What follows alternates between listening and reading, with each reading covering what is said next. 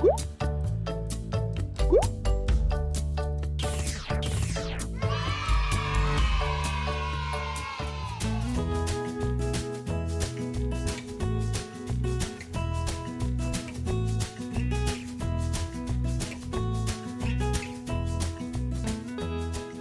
Tacoma, I'm Mrs. Osland here at what we now call Mount Rainier. We're going to have a series of videos with a series of special guests who are going to help us do some learning about the land that we're on. I'm going to start by introducing Ms. Everett, and then I'm going to allow our park rangers to introduce themselves. Hi friends, I'm Miss Everett and my job is to oversee social studies for Tacoma Public Schools, and I'm super excited to be here with you today. Hi everyone, I'm Christina Martinez and I am a park ranger here at Mount Rainier National Park. Hi everyone, my name is Alejandro Jimenez and I am also a park ranger here at Mount Rainier National Park.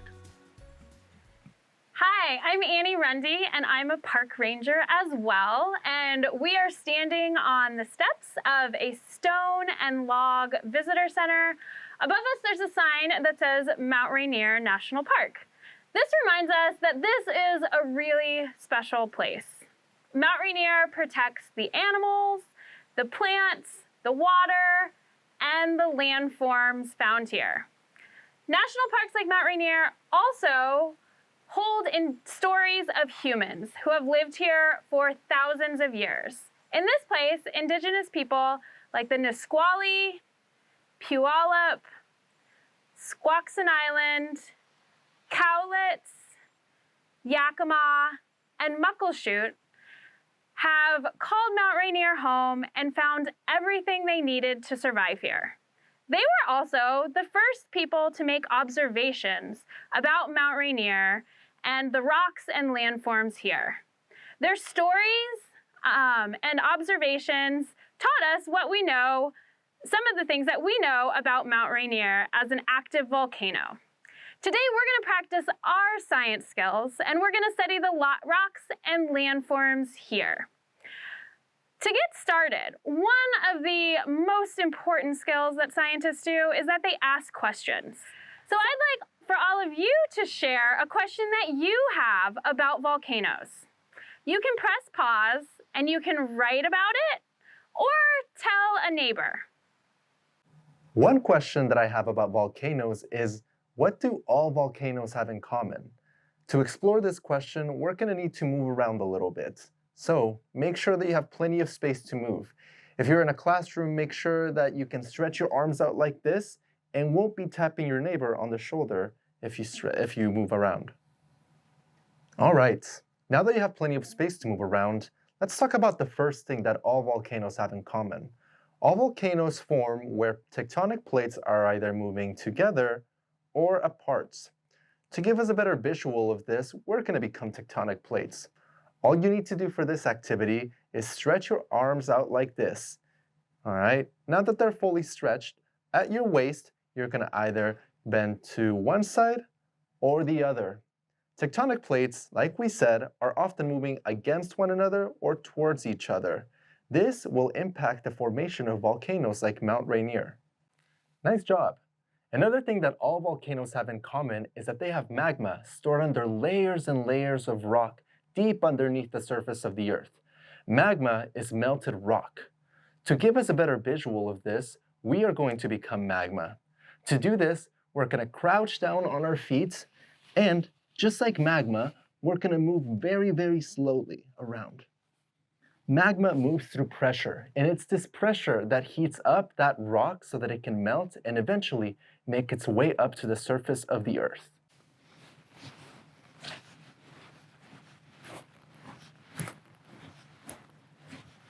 That was great magma. Magma isn't the only thing stored in these chambers deep, deep underneath the surface of the earth. Another thing that can be found along with the magma are gases. Gases help that pressure build up. And so to become this, we are going to do some jumping jacks. So these jumping jacks are going to represent all of the bouncing around of the magma and the gases deep underneath the volcano's chambers that will eventually make their way up to the surface. Ready, set, go.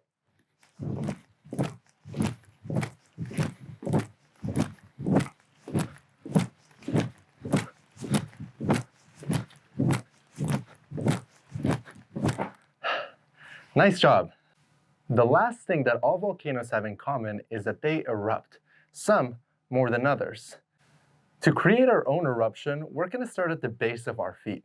This is going to symbolize the magma chamber hidden deep, deep underneath the surface of the Earth. As this magma begins to rise, it'll start to create some tumble. So you can tap your hands on the ground like so. As this magma begins to travel upwards and upwards, starts to get hotter and hotter, eventually reaching the surface of the Earth. It's at this point that we have a volcanic eruption. Now this is where the fun part begins, because you can make this eruption as dramatic as you want, adding sound effects. Here's my sound effect. And that is a volcanic eruption. Give yourselves a round of applause. Nice job. Now that we know some of the things that all volcanoes have in common, we can talk about why we have volcanoes here in Washington State. To understand this, we can look back at what we've learned. We know that all volcanoes have tectonic plates. Here in Washington State, there are two tectonic plates that come into play when we talk about Mount Rainier. These two tectonic plates are the Pacific Plate and the North American Plate. The Pacific Plate sits below the Pacific Ocean. The North American Plate sits below what we call Washington in the United States. The Pacific Plate is made up of rock that is a lot denser, a lot heavier, called basalt. The North American Plate is made up of rock that is a lot lighter, granite. As these tectonic plates are interacting together, the Pacific Plate is going to slowly start to make its way below the North American Plate because it is heavier. As this begins to happen, we begin to get a lot of friction. Friction is kind of the thing that happens when in the winter you need to warm up your hands, and so you rub them together. Pretend that one hand is the Pacific Plate and the other hand is the North American Plate. This friction is going to create a lot of heat. Now, when this is happening between rocks and larger layers of rock, we are also going to get heat that can melt rock, which is where magma comes in. As these layers are grinding up against one another, this magma is then going to find its way up to the surface. And that is the beginning of a volcano like Mount Rainier. So far, we've been using a lot of science skills and physical activity to learn more about volcanoes like Mount Rainier. Now you might be wondering, when is Mount Rainier going to erupt again? Well, we don't know for sure, but it is one of the most studied volcanoes in the entire world. Park rangers and scientists are constantly looking at things that can tell us more about the volcanic activity of this great mountain. Some of these signs can be seen all throughout the park. If you visit Longmire or Ohanapekosh, you can see hot springs that bubble up. This bubbling of the water is caused by pressure that heats up the water as it's traveling upwards. Another sign that we can look at for possible activity of more volcanic activity in Mount Rainier is going to be earthquakes. Earthquakes, we can't always tell when they're going to come, but if we know that they are starting to be more frequent and happening more often, that might be a sign that Mount Rainier is ready to erupt. Now don't worry, if Mount Rainier is going to erupt, we won't keep it a secret, and you will know with plenty of time so that we can all evacuate and be out of the path of the volcanic eruption in a safe manner. Scientists and park rangers are always asking questions to Mount Rainier and about Mount Rainier. These questions play an important role in making sure that they can maintain the people around the mountain safe. But there are more than these people asking these questions. Everybody is a scientist in their own way, you and me. I want to encourage you to ask more questions about the things that you see around your world, in your community. This might be looking at a plant more closely, or a tree, or a rock, or a mountain. These questions can help us become more curious about the world around us and become scientists of our own. Thank you, Rangers, so much for allowing us to come visit you at your work, your office, and teach us so much about Mount Rainier in our very own backyard.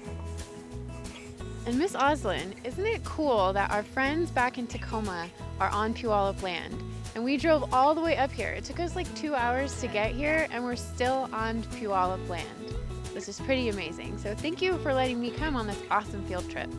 Thanks, Miss Everett. I think that's an important point for all of us to always remember and recognize that wherever we are, we can honor and remember the land that we're on and think about who came first. See you next time, Tacoma. Bye.